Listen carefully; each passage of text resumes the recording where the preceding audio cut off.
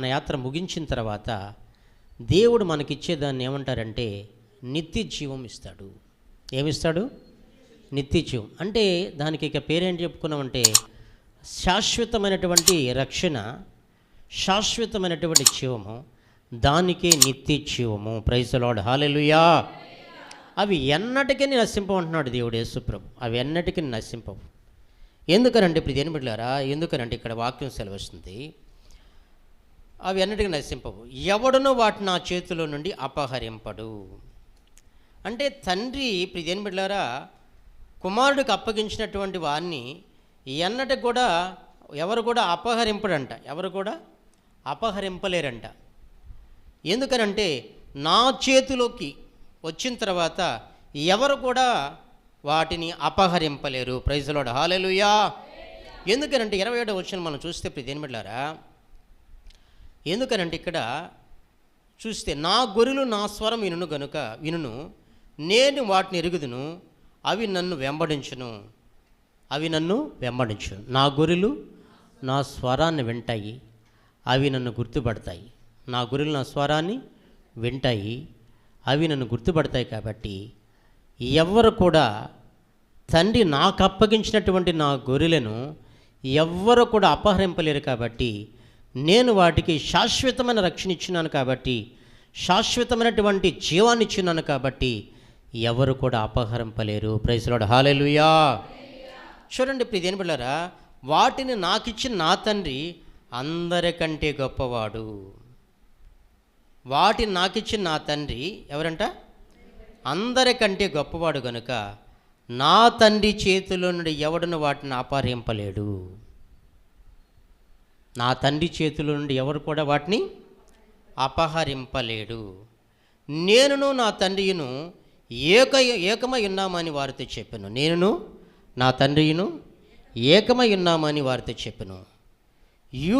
ప్రియ దేని బిడ్డలారా, కాబట్టి అంటే తండ్రి యేసుక్రీస్తుకి అప్పగించాడు. కాబట్టి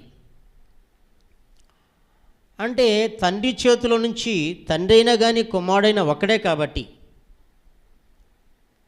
తండ్రి ఆత్మ అయిన అదే, కాబట్టి యేసుక్రీస్తు ఆత్మ అయిన అదే, కాబట్టి పరిశుద్ధాత్మ అయిన అదే. కాబట్టి తండ్రి చేతిలో నుండి కానీ కుమారుని చేతిలో నుండి కానీ ఎవరు కూడా అపహరింపలేరు.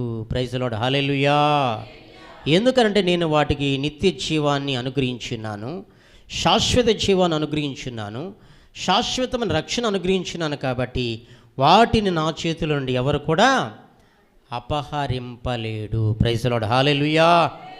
ఎందుకంటే ఇప్పుడు దేని బిడ్డలారా, నువ్వెవరు అంటే యేసుక్రీస్తు స్వరక్తము చేత కొనబడినటువంటి బిడ్డవి. ప్రైజ్ ది లార్డ్, హల్లెలూయా.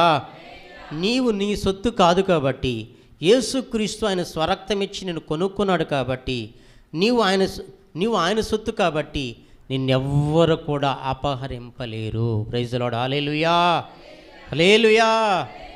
ప్రియదేని బిడ్డలారా, ఒకానొక సమయంలో ప్రియదేని బిడ్డలారా యోబు కుటుంబం మీద దాడి చేసినప్పుడు యోబు కుటుంబం మీద అపవాది దాడి చేసినప్పుడు, అపహరింపాలని, నశింపజేయాలని, నాశనం చేయాలని పన్నాగం చేసినప్పుడు ప్రియదేని బిడ్డలారా యోబు చుట్టూ కానీ, యోబు ఇంటి చుట్టూ కానీ, యోబు కలిగిన సమస్తం చుట్టూ కానీ దేవుడంట అపహరింపకుండా, సాతానుడు అపహరింపకుండా దేవుడంట తన కలిగిన సమస్తం చుట్టూ, యోబు చుట్టూ, తన కుటుంబం చుట్టూ అంట దేవుడు కంచి వేసి ఉన్నాడు. Praise the Lord, hallelujah, hallelujah.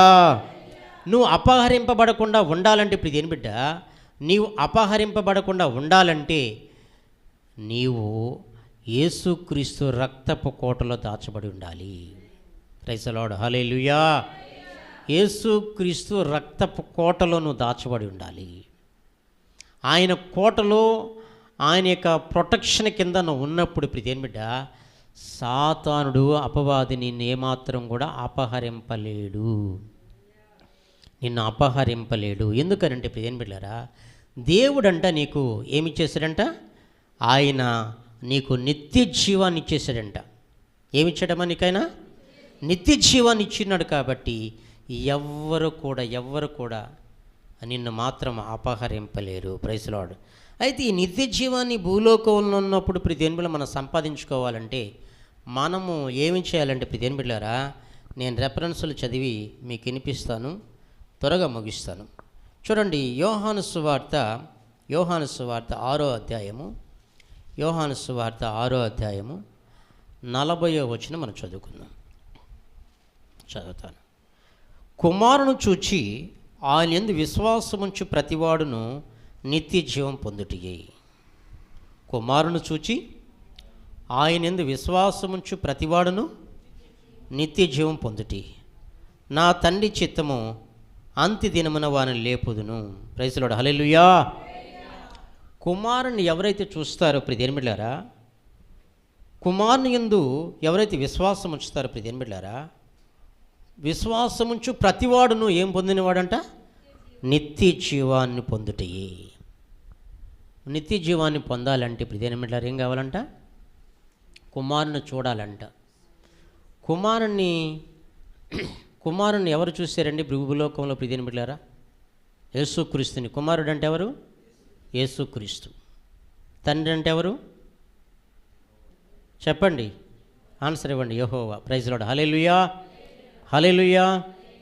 అయితే ప్రియమైన బిడ్డలారా, కుమారుని చూచి విశ్వాసముంచు ప్రతివాడును నిత్య జీవం పొందుటయే. అంత్య దినమున వాడు లేపబడతాడంట. ఎవరైతే ప్రియమైన బిడ్డలారా కుమారుని చూస్తారో, అంటే మనం ఎవరైనా యేసుప్రభుని చూసామా? యేసుప్రభుని మనం చూసామా? యేసుక్రీస్తు భూలోకంలో జీవిస్తున్నప్పుడు 33.5 సంవత్సరాల్లో ఆయన భూలోకంలో జీవించినప్పుడు అనేక మంది ఆయన చూశారు. చూసారా? చూడలేదా? ఆయన పునరుద్ధరణ వెళ్ళేటప్పుడు చూశారు. అయితే ప్రియమైన బిడ్డలారా, ఇప్పుడు నువ్వు ఆయన్ని చూడలేదు. అయితే ప్రియమైన బిడ్డలారా, దేవుని వాక్యం సెలవిస్తుంది, సూచి నమ్మిన వారి కంటే చూడక నమ్మిన వారు ధనులని ఆయన వాక్యం సెలవిస్తుంది. చూసి నమ్మటం అందరూ నమ్ముతారు, చూసి నమ్మటం అందరూ నమ్ముతారు. అది విశ్వాసం అనబడదు. అది ఏది విశ్వాసం? చూసేదాన్ని విశ్వాసం అనబడదు. ఏదైతే చూడవో చూసి నమ్మిన వారి కంటే చూడక నమ్మిన వారు ధనులని అనే వాక్యం సెలవిస్తుంది. కాబట్టి ఎప్పుడైతే ప్రియమైన బిడ్డ వాక్యమే దేవుడు, దేవుడే వాక్యమని నువ్వు చూచి లేఖనాల్లో చూచి నువ్వు నమ్ముతావో, విశ్వసిస్తావో, అప్పుడు నువ్వేం పొందుకుంటావంట? నిత్య జీవాన్ని పొందుకుంటావు. Praise the Lord. హల్లెలూయా. కాబట్టి నిత్య జీవాన్ని పొందుటే నా తండ్రి చిత్తము. అంత్యదినము నేను వాడిని లేపుదును. అంత్యదినము నేను వాడిని లేపుదును. Praise the Lord. హల్లెలూయా. ప్రియమైన బిడ్డలారా, మరి ఇటీవల పోయిన ఆదివారం అనుకుంటాను, ఆదివారమే 1వ తారీఖు 12 దాటిపోయింది. మరి 2వ తారీఖు వస్తుంది. కాబట్టి మా చిన్నక్కయ్య భర్త చనిపోవడం జరిగింది. పరిచర్య చేస్తారు, చర్చి పనులు కూడా చేశాడు. మరి పరిచర్య చేస్తాడు, ఏదైనా మీటింగ్స్ అయినప్పుడు పరిచర్య కూడా చేస్తుంటాడు. మొత్తానికి వాళ్ళ ఇంట్లో ఒక అమ్మాయి, వాళ్ళ ఇంట్లో ఎవరైనా నమ్ముకుంటే వాళ్ళు యేసు ప్రభువులో నిలబడలేరు. ఎందుకనంటే ఈ అమ్మాయి నిలబడిందంటే ఎన్నో పోరాటాలు వెనక. వాళ్ళు నమ్ముకున్నారు మొదట్లో, నాకంటే యేసు ప్రభువుని ముందుగా నమ్ముకున్నారు. మళ్ళీ వెనక్కి వచ్చేసి కారణం ఏంటంటే ప్రియమైన బిడ్డలారా, కుటుంబాల్లో కొన్ని వాళ్ళు ఆరాధించేటువంటి అన్ని దేవతలు కావచ్చు, వాటి ప్రభావం వాళ్ళని ప్రభావితం చేస్తుంది. కాబట్టి అందుకని వాళ్ళు ఏం చేస్తున్నారంటే వెనక్కి దిగజారిపోతూ ఉన్నారు. అంటే ఇప్పుడు దేని బిడ్డలారా, లోకమంతా దుష్టుని చేతిలో ఉంది. లోకమంతా ఎవరి చేతిలో ఉందండి? ఎవరి వశములో ఉందని చెప్తుంది వాక్యం? ఈ లోకమంతా అపవాది వశములో ఉంది. ఈ భూలోకమంతా అపవాది వశములో ఉంది ఆయన వాక్యం సెలవిస్తుంది. అపవాది వశములో ఉంది కాబట్టి ఈ భూలోకము అపవాది వశములో ఉంది కాబట్టి అపవాది చేతులకు నువ్వు వెళ్ళిపోతావా? ఈ లోకమంతా చీకట్లో ఉంది కాబట్టి, చీకటిమయమైపోయింది కాబట్టి చీకట్లోకి నువ్వు వెళ్ళిపోతావా, లేకపోతే నువ్వు వెలుగులోకి వచ్చి చీకటిని వేలుబడి చేస్తావా? ఆలోచించు ఒకసారి దీన్ని పెట్టాను. నీకు అనేకమైనటువంటి పరిస్థితులు నీ కుటుంబంలో భయంకరంగా ఉండొచ్చు, కానీ నువ్వేం చేయాలంటే దాన్ని నువ్వు అధిగమించాలి. లోకం బహుభయంకరంగా ఉండొచ్చు, ఈ లోకమంతా చీకటితో నింపబడిపోయి ఉండొచ్చు, కానీ నువ్వేం చేయాలంటే నువ్వు దాన్ని అధిగమించాలా, దాన్ని ఓవర్కమ్ చేయాలంటే ఇప్పుడు దేని బిడ్డారా, నువ్వు మొదట చీకట్లో నుంచి ఆశ్చర్యకరమైన వెలుగులోకి రావాలి. నువ్వు మొదట చీకట్లోనే ఉండి నేను జయించలేకపోతే నా వల్ల కాదంటే కుదరదు. నువ్వు మొదట చీకట్లో నుంచి ఆశ్చర్యకరమైన వెలుగులోకి వస్తే ఆయన శక్తితో నింపి నువ్వు అధిగమించేదానికి దేవునికి సహాయం చేస్తాడు. Praise the Lord. Hallelujah, hallelujah. కాబట్టి ఇప్పుడు ఇదేం బిడ్డ, మన వ్యక్తిగతంగా మన జీవితంలో దేవునితో మనకున్నటువంటి వ్యక్తిగత సంబంధాన్ని బట్టి, సన్నిహిత సంబంధాన్ని బట్టి మన లోకాన్ని జయిస్తాము, పాపాన్ని జయిస్తాము, సైతాన్ని జయిస్తాము. నీకు వ్యక్తిగతంగా దేవునితో నీకు సంబంధం లేకపోతే ప్రీతిని బిడ్డ, నువ్వు లోకంలో కలిసిపోతావు. కాబట్టి దేవుడు సెలవిస్తున్నాడు, దేవుడు వాగ్దానం చేస్తున్నాడు ఏంటంటే, నీ శక్తి చేత కాదు, నా బలం చేత కాదు కానీ దేవుడు వాగ్దానం చేస్తున్నాడు. ఏమని వాగ్దానం చేస్తున్నాడు? దేవుడంట, నేను వాటికి నిత్య జీవాన్ని ఇచ్చిన్నాను, వాటిని నా చేతుల నుండి ఎవడు కూడా అపహరింపలేడు. వాటిని నా చేతుల నుండి ఎవడు కూడా అపహరింపలేడు. అపహరింపకుండా ఉండాలంటే ఇదేం బిడ్డ, నువ్వు లోకంలో నుంచి చీకట్లో నుంచి పూర్తిగా వెలుగులోకి, యేసులోకి నువ్వు వచ్చినట్లయితే, యేసు నీలో ఉంటే, క్రీస్తు నీలో ఉంటే, దేవుని వాక్యము నీలో ఉంటే ప్రియమైన బిడ్డ, నువ్వు ఏం చేస్తావంటే లోకాన్ని జయిస్తావు, పాపాన్ని జయిస్తావు, సైతాన్ని జయిస్తావు. Praise the Lord. హల్లెలూయా. కాబట్టి ప్రియమైన బిడ్డ, నీవు ఈ భూలోకములో ఉన్నప్పుడు నువ్వు యేసుక్రీస్తుని ఏం చేయాలంటే, నిత్య జీవాన్ని పొందుకోవాలంటే, ఆ నిత్య జీవాన్ని నేను అనుగ్రహించున్నాను, వాటిని నా చేతుల నుంచి అపహరింపడు అంటున్నాడు దేవుడు. యేసుక్రీస్తు ప్రభు వాగ్దానం చేస్తున్నాడు. అయితే ఆ నిత్య జీవాన్ని పొందుకోవాలంటే మొదట నువ్వేం చేయాలంట? యేసును చూసి ఆయన యందు విశ్వాసం ఉంచువాడు నిత్య జీవాన్ని పొందుకుంటాడు. Praise the Lord. హల్లెలూయా. నిత్య జీవాన్ని పొందుకుంటాడు. యేసును చూడాల అంటే ఏమి చూడాలనుకున్నాం మనము? దేవుని వాక్యమే దేవుడు. కాబట్టి దేవుని వాక్యాన్ని ఉన్నట్టుగా నువ్వు నమ్మగలిగితే నువ్వు సూచిన వ్యక్తి అవుతావు. Praise the Lord. హల్లెలూయా. కాబట్టి రెండో విషయం ఏంటంటే, విశ్వసించడం అంటే ఏమి విశ్వసించాలంటే, దేని బిడ్డలారా, ఏమి విశ్వసించాలంటే యేసుక్రీస్తుని మనం బైబిల్ గ్రంథాలు మనం చూస్తే చూడండి ఒకసారి, రోమేలికి రాసిన పత్రికలో 10వ అధ్యాయం మనం చూసినట్లయితే, 10వ అధ్యాయము 17 చూడండి, 17 వచ్చి చదవండి. 10:17 ఏమి విశ్వసించాలి? కాగా వినుట వలన విశ్వాసం కలుగును, వినుట క్రీస్తుని గురించిన మాట వలన కలుగును. అయినను వారు వినలేదా? విన్నారు కదా.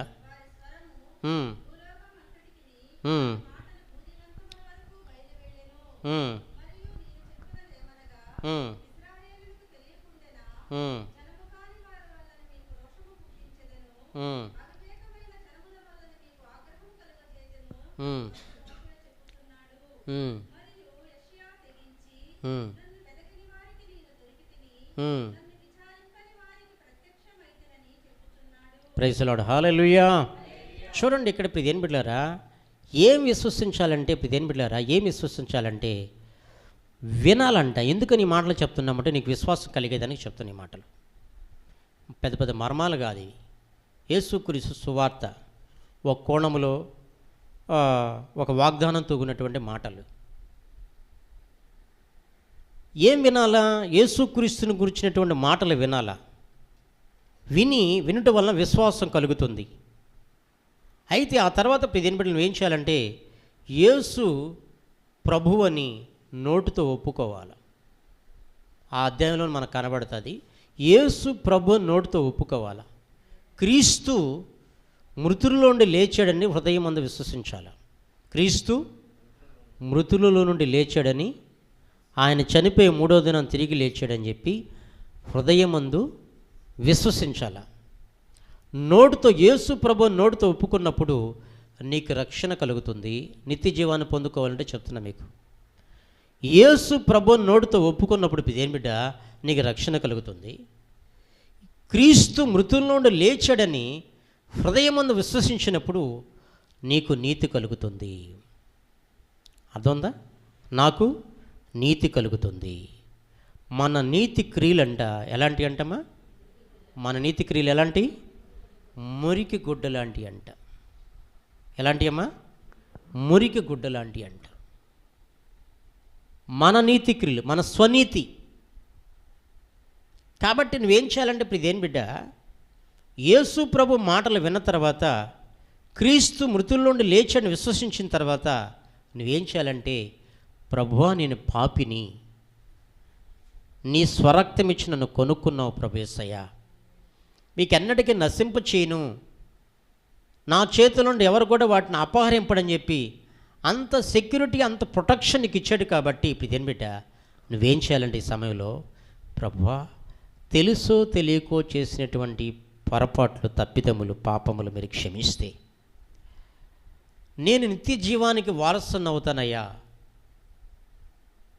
పాపక్షమాపణ నిమిత్తమై, మారు మనస్సు పొంది పాపక్షమాపణ నిమిత్తమై నిన్ను నమ్మి విశ్వసించిన తర్వాత తండ్రి కుమార పరిశుద్ధాత్మ నామములో నీ బాప్తిసం పొందినట్లయితే, దేవుని యొక్క ఆత్మను పొందుకున్నట్లయితే, దేవుని ఆత్మను అనుసరించి నడుచుకున్నట్లయితే దేవుడు నాకు నిత్య జీవాన్ని ప్రసాదిస్తాడు. ఆ నిత్య జీవాన్ని ఎవడు కూడా అపహరింపలేడు. Praise the Lord. Hallelujah, hallelujah. చూడండి మరొక మాట, ఇప్పుడు దేని బిడ్డ మరొక మాట చూడండి. 54వ వచనం చదువుకున్నాం. 54వ వచనం చదువుకున్నాం. 6వ అధ్యాయము, యోహాను సువార్త 6వ అధ్యాయము 54వ వచనం చదువుకున్నాం. నా శరీరము తిని నా రక్తము త్రాగువాడు నిత్య జీవము గలవాడు, అంత్య దినము నేను వానిని లేపుదును. నా శరీరము నిజమైన ఆహారమును, నా రక్తము నిజమైన పానమునైనది. నా శరీరము తిని నా రక్తము త్రాగువాడు నా యందును, నేను వాని యందు నిలిచిందును. Praise the Lord. హల్లెలూయా. ఎవరు నిత్య జీవం పొందుకుంటారంట? ఇందాకేమో ప్రియదేని బిడ్డలారా, ఎవరైతే యేసు ప్రభువును చూస్తారో, విశ్వసిస్తారో వాళ్ళు నిత్య జీవాన్ని పొందుకుంటారని చెప్పుకున్నాం. ఇప్పుడు ప్రియదేని బిడ్డలారా, ఆయన రక్తంలోనూ పాలిభాగస్తుడు కావాలంట, ఆయన శరీరంలోనూ పాలిభాగస్తుడు కావాలంట. ఎప్పుడైతే నువ్వు పాలిభాగస్తుడు అవుతావు, పాలిభాగస్తురాలు అవుతావు ప్రియదేని బిడ్డ, దేవుడు నీకంట నిత్య జీవాన్ని ప్రసాదిస్తాడు. Praise the Lord. హల్లెలూయా. నా శరీరమును తిని నా రక్తము త్రాగువాడు నిత్య జీవాన్ని పొందుకుంటాడు. అంత్య దినము నేను వాడిని లేపుదును. అంత్య దినము నేను వాడిని లేపుదును. Praise the Lord. హల్లెలూయా. అయితే తర్వాత ఏమన్నా రాయబడిందంటే ప్రియదేని బిడ్డలారా, ఇక్కడ నా శరీరము నిజమైనటువంటి ఆహారం అంట, నా రక్తము నిజమైనటువంటి పానమునై ఉన్నది. కాబట్టి ప్రియదేని బిడ్డలారా, నీవు నిత్య జీవాన్ని పొందుకోవాలంటే ఆయన శరీరాన్ని తినే వ్యక్తిగా ఉండాలి, ఆయన రక్తాన్ని త్రాగే వ్యక్తిగా ఉండాలి.